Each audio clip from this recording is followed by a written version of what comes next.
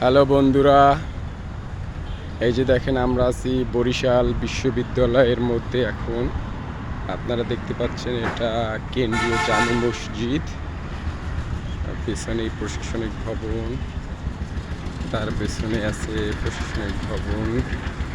খুব ন্যাচারাল পরিবেশ এখানে আপনারা দেখতে পাচ্ছেন, শুধু সবুজ আর সবুজ, কাশবন, কাশফুল।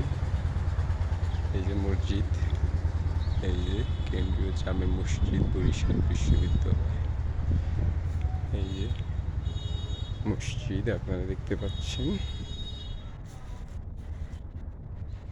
এই যে দিকে, এই যে আপনারা একদিন দেখেন, অসাধারণ একটা পরিবেশ।